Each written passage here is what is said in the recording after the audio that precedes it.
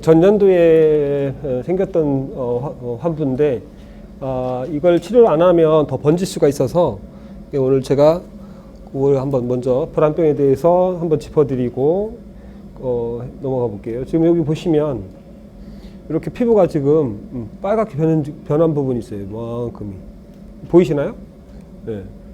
이제 이거 보면 제가 껍질 만큼 개사를 했어요. 근데 아직 그게 이제 균이 여기에 그 잔재를 하고 있는 거죠. 그러니까 이게 더 번질 수가 있어서 자.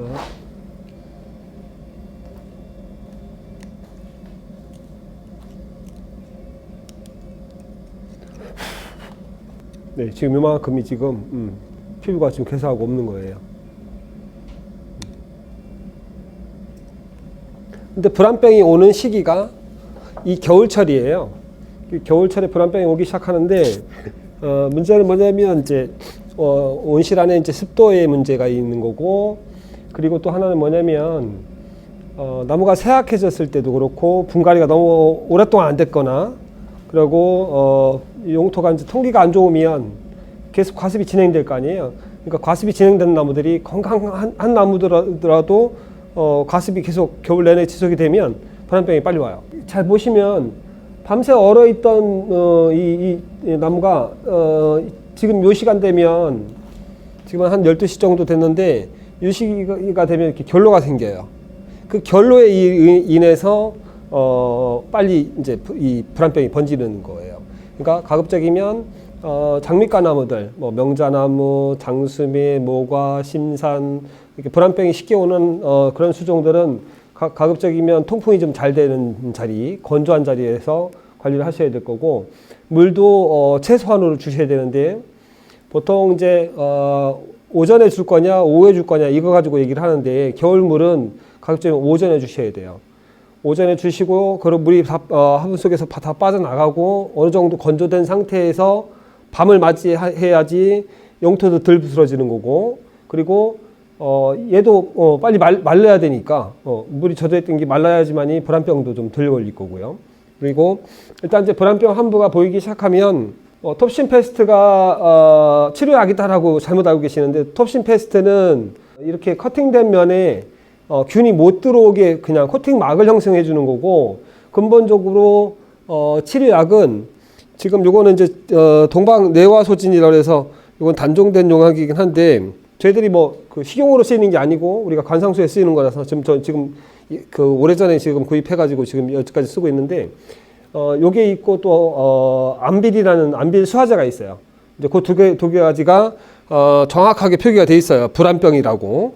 예, 그럼 이제 여기 보면 병반이 보이는 즉시 원액을 병 환부에 충분히 처리한다 이렇게 돼 있어요. 그러니까 이제 환부에 원액으로 찍어서 약간 피부에 습기가 있을 때 발라주시는 게 더 효과적으로 발려요. 이렇게 붓으로 찍어가지고 원액을 찍어서 그 환부에 충분히 스며 들어갈 수 있게끔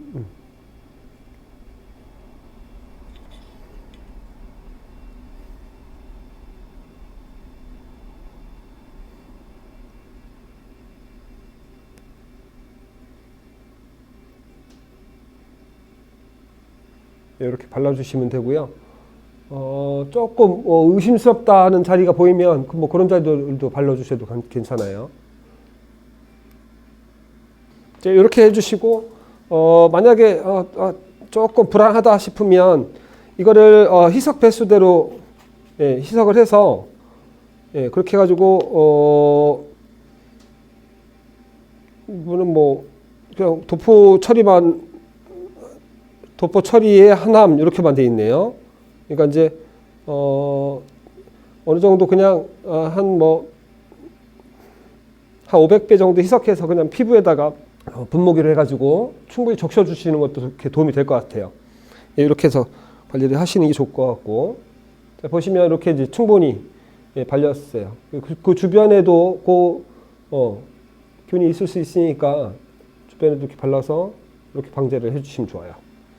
이 불안병을 몰라가지고 이제 뭐 수천만 원짜리 작품들도 그냥 한순간에 그냥 망가뜨리는 부분들이 많이 보여서 습하면 이제 불안병이 쉽게 오기 때문에 겨울 물 관리가 최소한으로 최소한의 습도만 유지할 수 있게끔 물 관리를 하시는 게 좋고, 표토가 한 1cm 정도 요 정도 말랐을 때 가급적이면 오전 한 11시경에 그때 되면 이제 온실 안에 그 화분도 다 녹고 호수도 다 녹아요.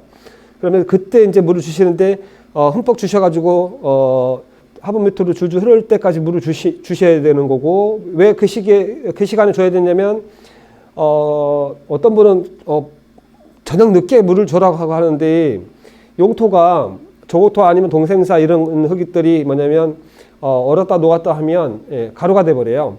그러니까 더 안 좋은 상황이 돼 버리니까 가급적이면 오전 11시경에 물을 주시고, 통풍이 잘 되는 그러니까 뭐 개폐기 근처라든지 문 앞이라든지 이런 데다 놓고서 빨리 건조가 될 수 있게끔 그렇게 해가지고 물 관리를 해주시면 좋을 것 같아요. 자, 이렇게 해서 오늘 모과나무에 대해서 말씀드려봤습니다. 감사합니다.